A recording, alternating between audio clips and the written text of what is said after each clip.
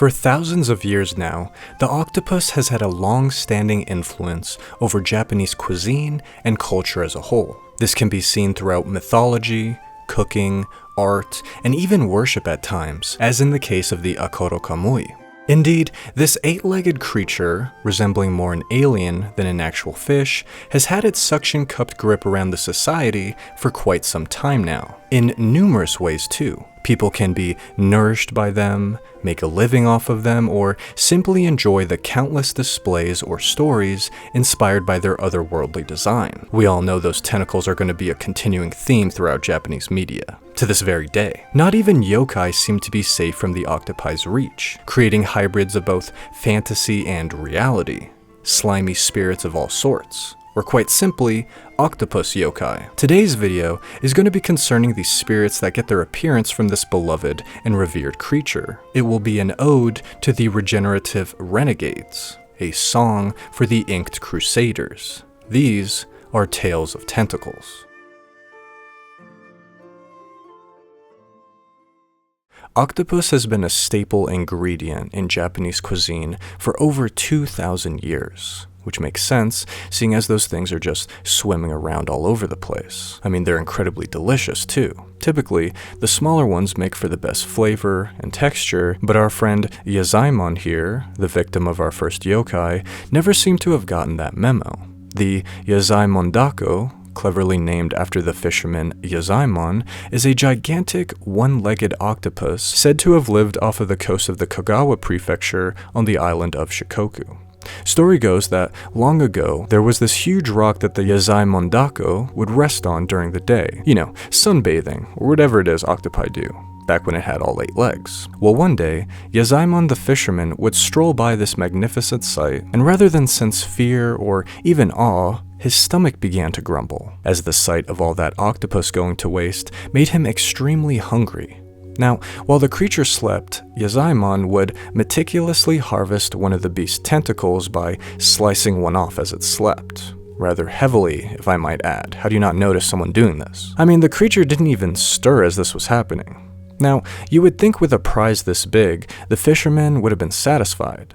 But greed would get the better of him because he would return to the Yazaimondako again and again and again, until but a single tentacle remained on the enormous, slumbering octopus. This time, when Yazaimon returned for the 8th and final tentacle, the creature suddenly woke up, presumably anticipating this last meeting. The enormous beast then wrapped its suction-cupped appendage around the fisherman and dragged him down to the bottom of the ocean, where it would resume its nap in peace. Since then on, the creature was named Yazaimondako, after the poor soul whose eyes were unfortunately a little too big for his stomach. The next yokai on our list is definitely more on the humanoid side than the previous one, though still tentacly nonetheless.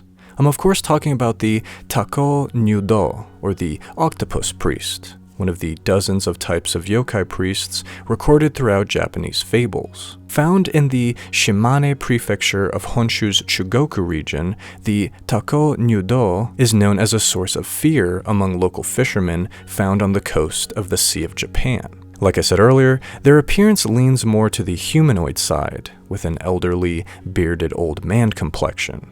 Although their bulbous heads and tentacles writhing beneath human robes are what give them their octopus charm. Though extremely unpriestly of them, the creatures make it their goal in life to attack people, boats, or pretty much anything found floating in their waters, oftentimes dragging fishermen to the bottom of the ocean. I'm starting to sense a theme with these things here. The actual origins of the creature are quite mysterious in nature, though. Talk about the creature online claims that it was first depicted in a scroll where it is seen harassing an unagi hime, or an eel princess. While some websites say the first images of this yokai were created by Kano Munenobu, the grandson of legendary Kano Masanobu, other sources state it was found in the Edo period scroll titled Bakemono Emaki, made by Hakusai. Unfortunately though, upon further inspection of the scroll, we can clearly see that of the 22 yokai portrayed, none of them are the Tako Nyūdō. Finally, I was able to find a post claiming it to be found in the Yokai Museum collection by Koichi Yumoto. It collects hundreds of art pieces from the Edo time period, and one of these, apparently, is the aforementioned scene that I spoke of earlier. So I guess only those with the book will be able to confirm this for sure. Perhaps a distant relative to the Tako Nyūdō, the Tako Nyōbō, or the octopus wife, is yokai number 3. Before we can talk about these wriggly wives, however, you first need to know what an obake is. Also referred to as a bakemono, an obake is a class of yokai that encompasses multiple categories of creatures. It literally just translates to monster or even ghost, except the definition is more nuanced than these words, because it refers to spirits that specifically transform or shapeshift into other things. This can range from all sorts of stuff, with one of the categories being animals. Think about things like tanuki, kitsune, or jorogumu. And Tako Nyōbō just so happens to fall into this obake class of yokai. Starting out as an ordinary octopus, the fables from the Ishikawa prefecture tell us that the octopus wife takes on the form identical to that of a human woman, acting as, you guessed it, wives to unsuspecting villagers. There's a specific tale of a man who lived in Kanazawa, whose wife's soup broth was said to have been so good that it drove the man to suspicion. Every single day, when he would leave for work, the Tako Nyōbō would prepare the broth for his return that evening, for dinner. Well, one day, the husband gets so suspicious about this broth being incredible every day without fail. He just has to know how she does it. That day, when he left for work, he sneaks back into the home to find a sight he was not prepared to see. The man watched as his wife pulled out a wash bin and filled it with boiling water.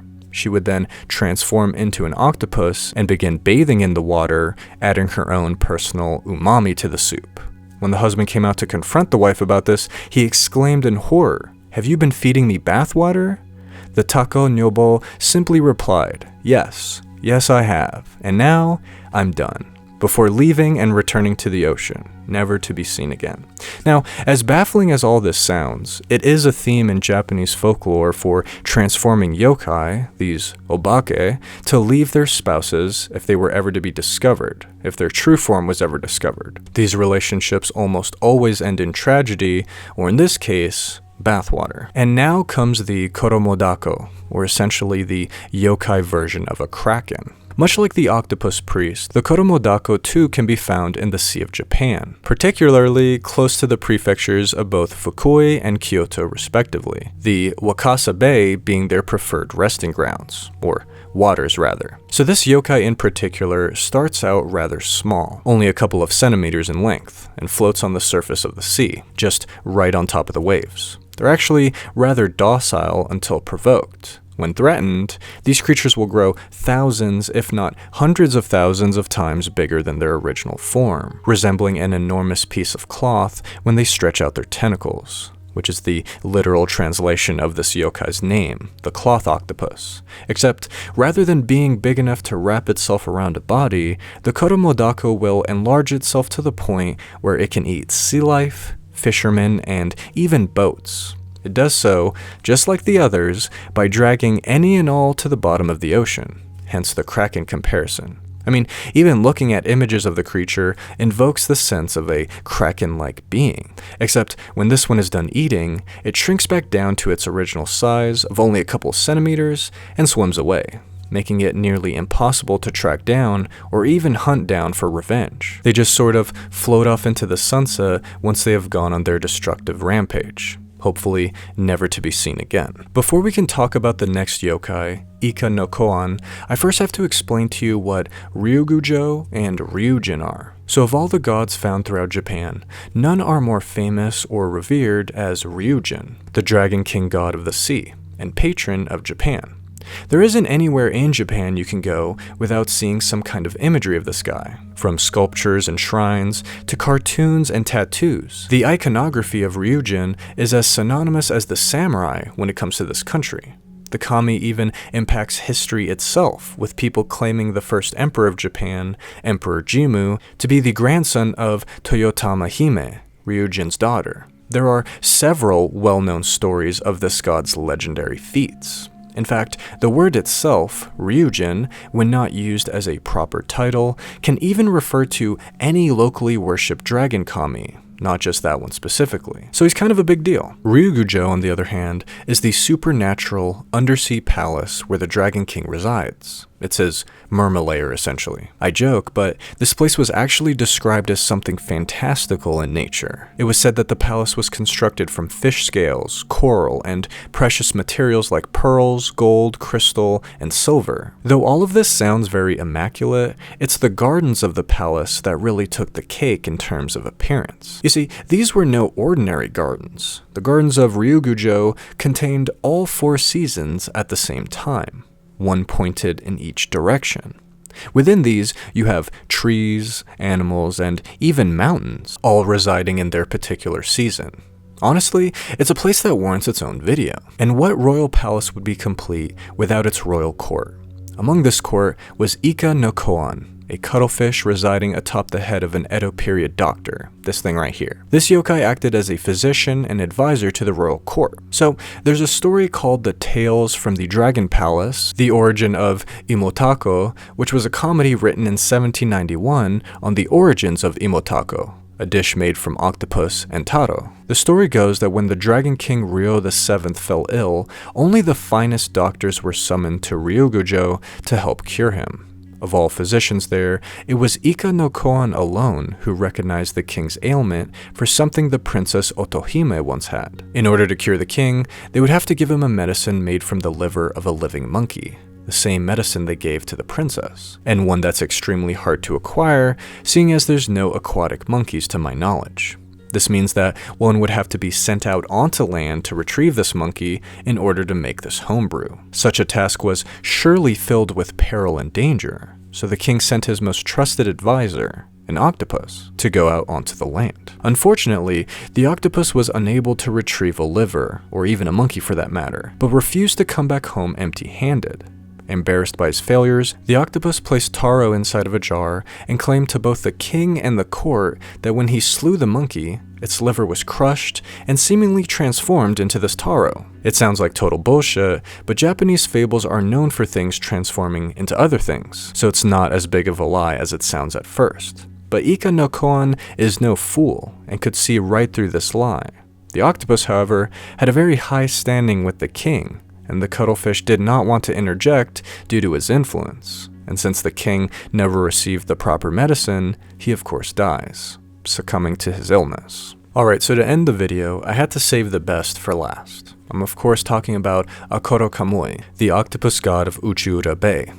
Now, unlike the Koromodako, the Akkorokamui is actually an Ainu tradition that has been absorbed into Shinto belief. The name comes from Akkorokamui. It's also way bigger than the self-growing Kraken yokai. This particular creature was estimated to have a body around 120 meters long, or 390 feet, and was said to cover an entire hectare when it's spread out completely.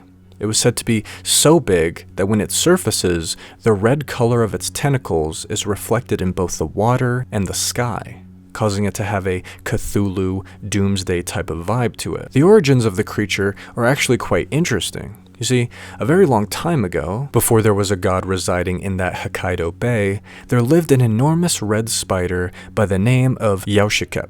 Well, one day, this monstrosity came down from the mountains it called home and wreaked havoc on the village of Rebunge, killing and destroying to its heart's content. When the villagers saw what was happening, they all stopped what they were doing, got on their knees, and started praying to the gods for protection.